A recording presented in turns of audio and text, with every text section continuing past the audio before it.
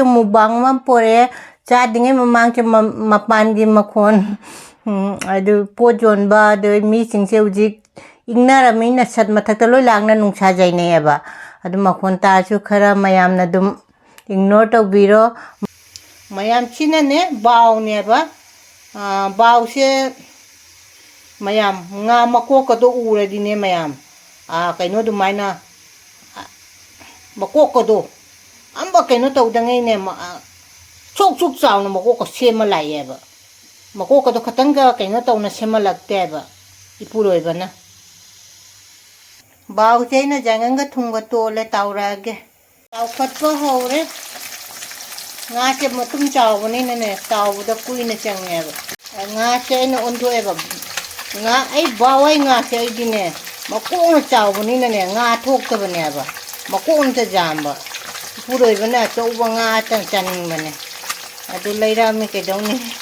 adi taw khat ko hore na ku pi se genam che u le lu bane ba nga thong ba ne thok tong na ben alu che ngau khat ko hore ngora ge adi taw bo loi de da che matam che kamai na nu ai pung sing ge li ken ta khino khangau de ba thabak na loi hau de du gai pung ga a jo ram me khane na kin ba chap chal la ge kui na ma khong ba ai ta chak chara ko na le pung a jo ram me moro em pang loi hat chal le jai ngang moro gira loi hat chal le tai moro de hin ba jam na hat te bai di ne thonga ge nga che ki di mai ap chen ga rai ba ne mai ap chen ga rai ba ne adu ga ne aina ne hawai thra khra hap kai ta bana le rak pa ne marum chang ba ngai di ngau bu da maru maku du kho hap khre ba adu ga chang da ngai hinjang chi hap chal la ga dum chit la cha ra ga ta hawai thra chap chal la chang de chi di marum chang de ba hap chal la ga chi chola nga hap ke nga di khra ina ne hap chen ga re nga mako khra kai no ka taw na ne moto se hap pa phale chola nga chi mu thada ra ga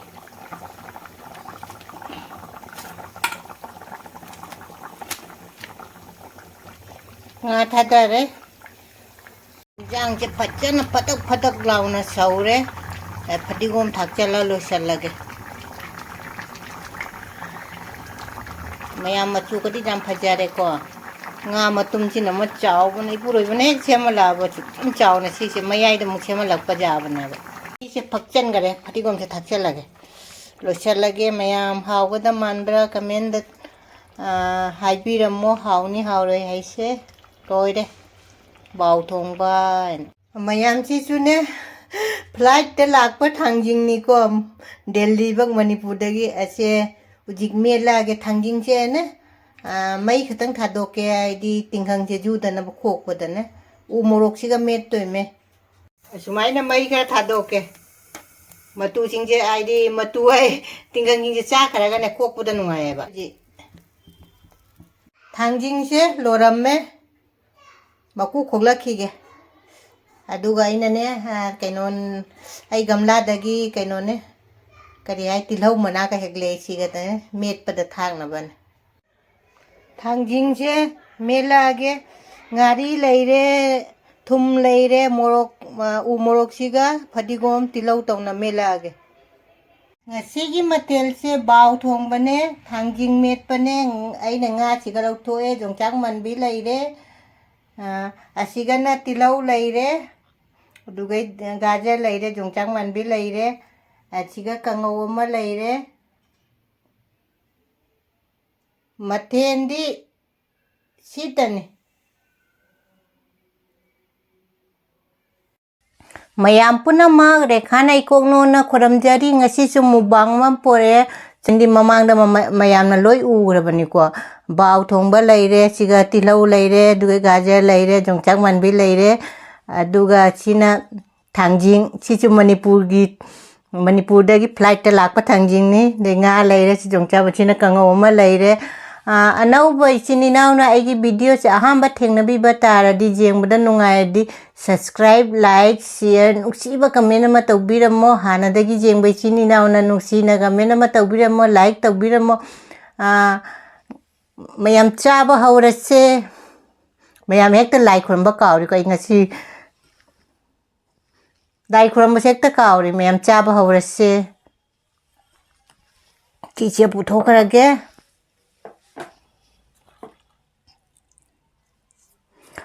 asidi baw thongbasina dum aina ne hawai thrak kache sumaina mapum pum chikla sira chawa hawbane ba ado nga ga dei thanging metpa chichu hapage ahamba chakhom che chinaw mayam gi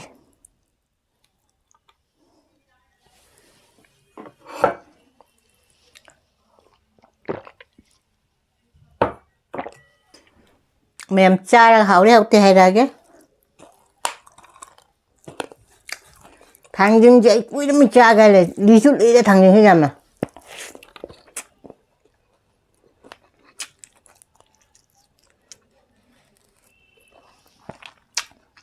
pamuna ne maru se lo chagai de mena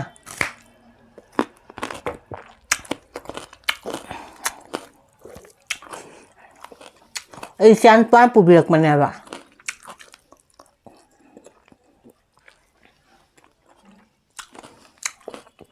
awe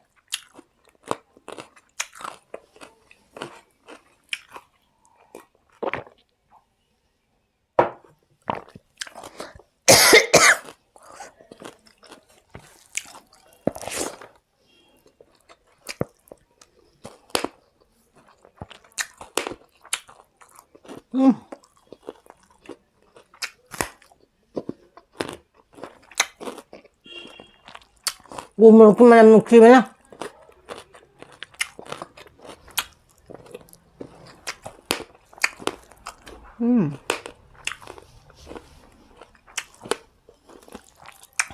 kangau jaga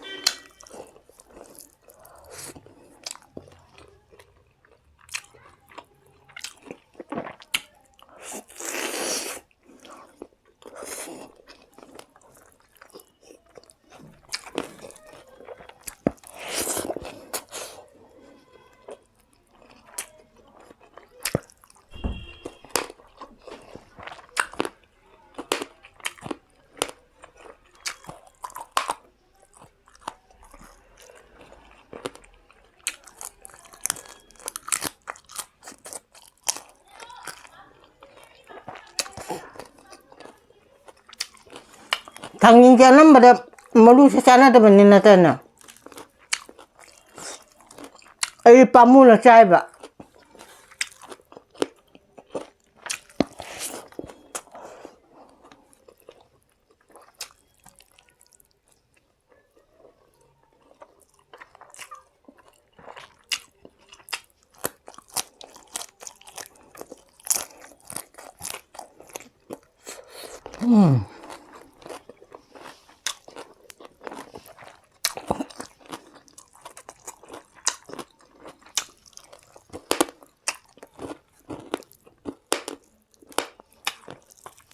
thanging je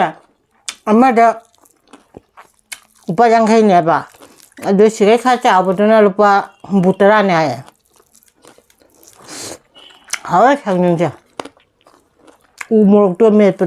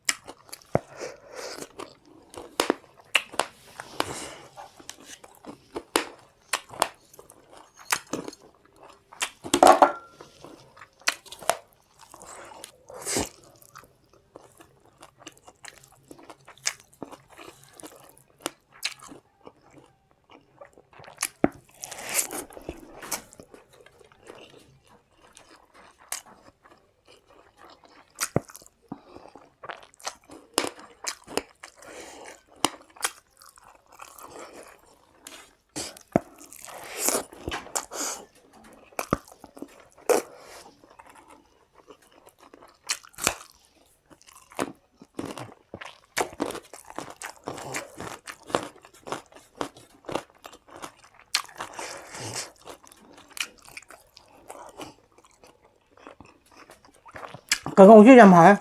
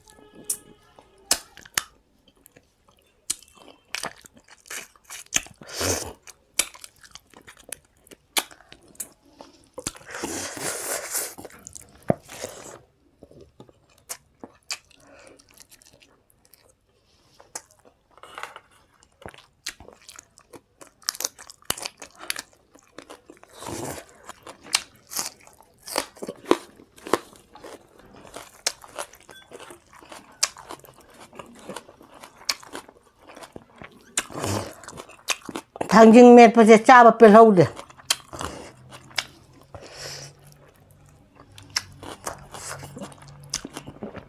ai ton chaba bo oi puro ba chane ngam ngane ai puro be khatam biram na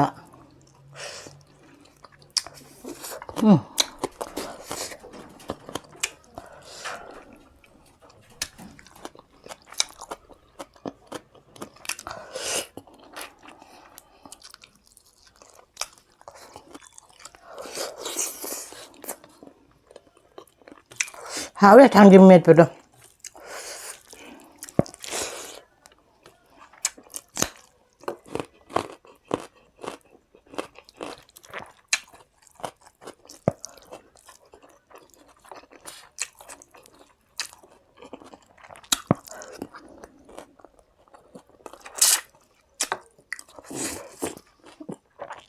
thanging do purak ba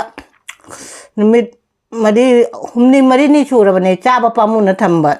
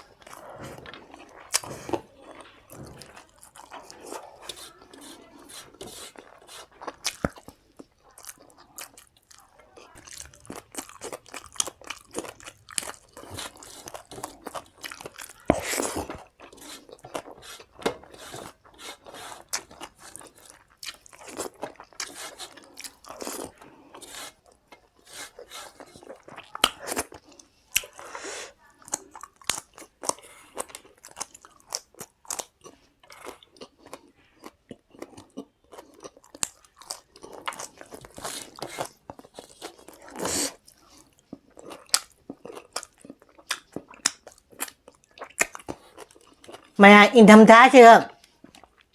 thanging met cha nó mô được umrok tu ga khuao do puna mak tay nga thong ba dai chu kangau dai chu thanging met pu na hau ba he le nga thong ba chu hau le ba nga se jaman nei changam da le nga se chau man ni na a chau ba jam chau ma nga se jam pam chu pam de ba dum mayam na dum ai gi cha ba mong da u ba da dum mayam na khangam mani hauram mani ai che adong asi gi di dum chi ga thamage mathang mo bang dum ngai bi ram mo mayam bye